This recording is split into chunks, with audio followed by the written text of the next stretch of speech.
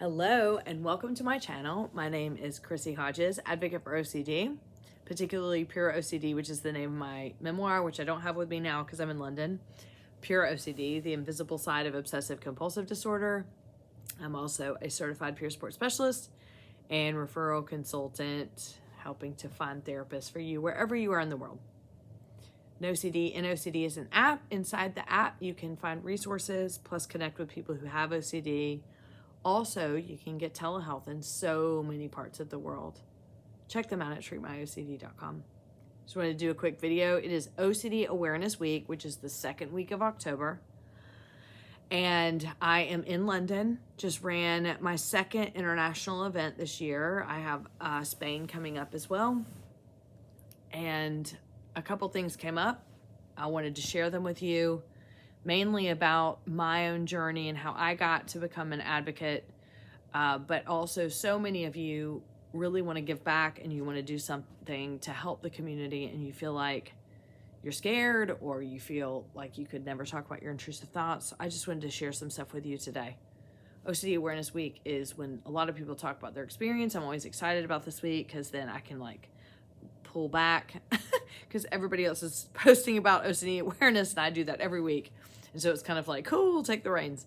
But I have found myself traveling every year now, doing events, bringing people together in these very small, intimate events where people share the deep, darkest moments of lived experience that you and I both know exist. And what that does is help us all feel less alone. And today I was just thinking back on how I got here. And I wanted to just share with you because maybe you just don't know. I've been doing the YouTube channel for about 7 to 10 years. So it probably just seems like it came easy for me. It did not. And I wanted to talk to you a little bit about what that was like for me. I'm 46. So I have had OCD since I was 8. I was diagnosed at 20 after a suicide attempt and hospitalization. I was treated at 21 by Dr. Stephen Phillipson, way back in the day, over phone therapy. And halfway through my therapy, I was on campus because I was in college at the time. I was on campus and I was sitting on the stairs of the psychology building, which is what I was getting my major in. And I was doing exposure there. And I was halfway through, so I was starting to feel better, but still skeptical, still scared that I really didn't have OCD and this wasn't going to work. But there was a moment when I was doing that therapy that I said to myself, oh my God, I think this is going to work. I think I'm going to be okay. And then my brain opened up in this bizarre way and said, what if one day I could share my story and help other people? And many of you may feel that way too, because when you suffer to the degree that we do, man, you just want to give back. You just want to help people not suffer the way that you did. And that's exactly what happened. I remember exactly where I was sitting. I should go revisit that place at some point. And I said, what if one day I could share my experience of sexual orientation OCD, emetophobia, religious scrupulosity, how I survived suicide attempts, and here I am getting better. And immediately, OCD came in and shut me down and said, nope, you will never share this. You will never talk to anybody about what you've just gone through. You are a phony. You are a fraud. No one will believe you. Everybody will judge you. They will not believe that you have OCD, and they will believe that the intrusive thoughts are real. And I remember there was this moment of freedom, and then it got shut down, and I went back and internalized and thought, okay, I guess I won't. And that was in 1998. Many, many years passed after that, and I turned inward, and I was sad, and I was alone, and I felt so much shame, and never wanted to talk about my story, never wanted to tell all the things that I talk about now on the YouTube channel, because I was scared, because OCD said that I can't. And really, like, the shame part of me said, no one's going to believe you anyway. And I stayed that way for well over a decade or more. And I often say, I don't know which was worse.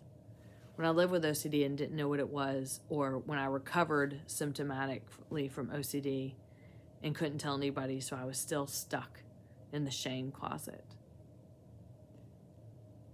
I wanted to share that with you because when I was reflecting on that today, that memory came up for me today as I am done with this weekend and the big event, and I'm headed back to the States tomorrow.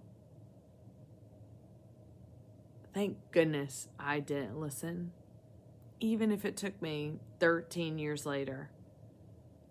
Thank goodness I decided and got fed up and said, I don't care if no one believes me. I don't care if people don't think this is OCD. I don't care what the fuck people think. I'm going to say it anyway because I knew you were out there. I knew you were out there.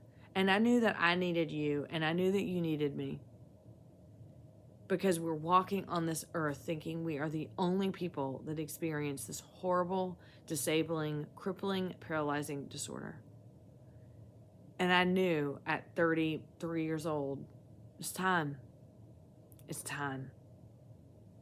And I started sharing my story, and OCD was beating on the back of my head the whole time. And I just went, okay, I'll take the risk and live with the uncertainty. And I started small. I started in my community doing speeches. I went to Toastmasters to learn how to speak. I started writing an anonymous blog. Then I started doing videos, and I started doing a podcast. And then I started speaking on a bigger stage at the IOCDF conference. And then I started doing the big YouTube videos, and then I became a peer sport. So I'm sitting here today telling you, it's taken me a really long time to get to a point where I could host an event in London, in Germany, and in coming up Kansas and Spain. But thank goodness I didn't listen to that OCD voice, because the OCD voice always tells us we can't, we aren't, we're not enough. We should feel shame. And this weekend was a testament that that is not true. And I just wanted to share that with you. I'm out here doing this work because of the person that I was so many years ago that felt so alone and needed this work to be done. So what can you do in your own community? What can you do? What do you enjoy? How can you connect to people? I would so much encourage you to do it. And if OCD tells you that you can't, watch this video over again, because that's what it told me 26 years ago, 25 years ago. And I decided I can. And so can you. Happy OCD Awareness Week. I hope to see you soon, whether I'm in a city near you or you can come to where we are at, or at some point expand to where you're at. We need your voice. You matter. Your story matters. Your experience matters, no matter what your brain tells you. I love you. I hope that you have a wonderful OCD Awareness Week. And wherever you are, this video brings you comfort and knowledge to know that you're not alone. All my love.